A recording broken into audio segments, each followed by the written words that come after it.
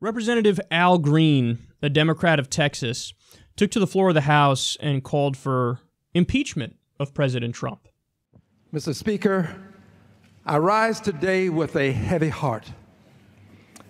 I rise today with a sense of responsibility and duty to the people who have elected me, a sense of duty to this country, a sense of duty to the Constitution of the United States of America. I rise today, Mr. Speaker, to call for the impeachment of the President of the United States of America for obstruction of justice.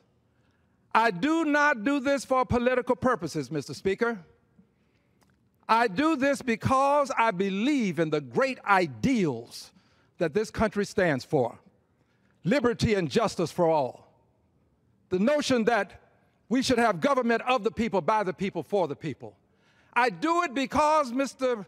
Speaker, there is a belief in this country that no one is above the law, and that includes the President of the United States of America. Mr. Speaker, our democracy is at risk. Mr. Speaker, this offense has occurred before our very eyes. It is perspicuous. It is easy to understand. Mr. Speaker, we are talking about a president who fired the FBI director who was investigating the president for his connections to Russian involvement in the president's election. Mr. Speaker, this is not about the president firing the FBI director because he was investigating someone else. It's because the FBI director was investigating the president himself. And after firing the director, he went on to let us know that he considered the investigation when he fired him. And then he tweeted language that would be intimidation or a warning, an admonition, very strong to say the very least. Mr. Speaker, we cannot allow this to go unchecked. I will not be moved. The president must be impeached. For those who do not know, impeachment does not mean that the president will be found guilty. It simply means that the House of Representatives will bring charges against the president. It's similar to an indictment, but not quite the same thing. Once the president is impeached, then the Senate can have a trial to determine the guilt or innocence of the president, whether he is guilty or not guilty, to be more specific. But the House of Representatives has a duty that it can take up, and that is of impeachment. I stand for impeachment of the president. If you had Al Green do this like a week ago, I would have viciously mocked him. But reading the facts of the Comey memo, if Trump did say those things, then yeah, that's obstruction of justice. You can't say, hey, FBI director, don't look into somebody who was in my administration who you're currently investigating. You just can't do that. So, again, I think there are practical reasons to not go down the road of impeachment because you get Pence and you're wasting political capital, yada, yada. But it's still now a debatable issue, and Representative Al Green is the first one to take to the floor and basically openly say, yeah, I'm calling for impeachment and let's do impeachment.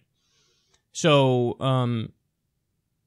I just wish that you had lawmakers in the Democratic Party do stuff like this for single-payer health care and for free college and for a living wage and for ending the wars. You know, like you give this big rousing speech and and some people would argue, well, but that wouldn't get the coverage. I certainly would cover it. Jimmy Dore would certainly cover it. It would 100% be big on the internet, and the internet has now begun to eclipse TV in terms of viewership. So it would be great, but that's the thing is I don't think these Democrats really want to focus on the issues. Now, to be fair to Representative Al Green, he's actually in favor of H.R. 676, which is the Medicare for All bill. So he's not just somebody who's grandstanding and, oh yeah, I'm going to say this and I hope I get press. And no, I think he really believes that this is the right way to go, and he is in favor of some good progressive policies. But all I'm saying is, if the Democrats had better leadership, and if more Democrats were real progressives and not corporatists, then they could hammer away on the substance and you'd see them win every election. Like if you had all the Democrats who believe in Medicare for all decide, hey, for a week straight, we're all going to give a speech on single payer and give the reasons why we're for single payer, and there are going to be big rousing speeches like this, I think that would make news, you know? Imagine in the Senate, so they're going to vote on Trump Care. They should vote on their version of Trump Care soon enough. Imagine if the Democrats decided, hey, we're all going to, not only are we going to filibuster it and actually get up and do a filibuster traditionally, we're also going to have all the lawmakers call for single-payer Medicare for all as we do it. I mean, that would make news and that'd be incredible. But the problem is Bernie's the only one who's for Medicare for all in the Senate. He's the only one, well, I should be clear, he's the only one who has a bill for it and he has no co-sponsors. So, like Elizabeth Warren, where the fuck are you? All the other Democrats who pretend to be progressive, where the fuck are you? So, but that's the problem. The problem is, and this is why it's so frustrating, I feel like it's easy for corporate Democrats to use Russia and impeachment and stuff like that as an excuse and a distraction for them not to get serious and get real on being real progressives and liberals and push for policies that the American people need. Push for policies like a living wage and Medicare for all and free college. Push for paid vacation time by law. Push for ending the wars. Push for a giant infrastructure project, a New Deal, a green technology revolution, re-regulating Wall Street. They're still beholden to their donors, so they don't want to talk about that much. They'd rather do the sideshow, impeachment, and then what happens? So let's say you successfully impeach Trump, then you have Pence, then what? 45,000 people still die every year because they don't have access to basic health care. 50% of the country still makes $30,000 a year or less. You still have 600,000 homeless people. Like, okay, you got Pence. What do you want to... Well, you think that's enough? Now we win the next election. We got Pence now. That fucking doesn't mean anything.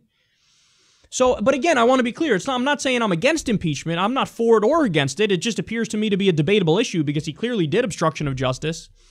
But you might want to just keep your powder dry because you'll get Pence, and Pence might even be worse. So I'm not making a claim on that, and I'm not even knocking Al Green for the speech he's giving. All I'm saying is I wish that you had Democrats who would do stuff like this, give these big rousing speeches, all get on the same page, go full court press for issues that really would make the lives of regular Americans better. But again, I think you don't see that because it's still the case that at least half, definitely more than half of the elected Democrats are just watered down corporatists who are slightly less hawkish and slightly less bought by Wall Street than the Republicans. So that's why you don't see that. And that's why they're more than happy to jump on these sideshow issues. Russia, Russia, Russia. Impeach, impeach, impeach. That's nice, but tell me what your thoughts are on raising taxes on the rich and Medicare for all and free college and ending the wars and stuff that really affects people's lives directly.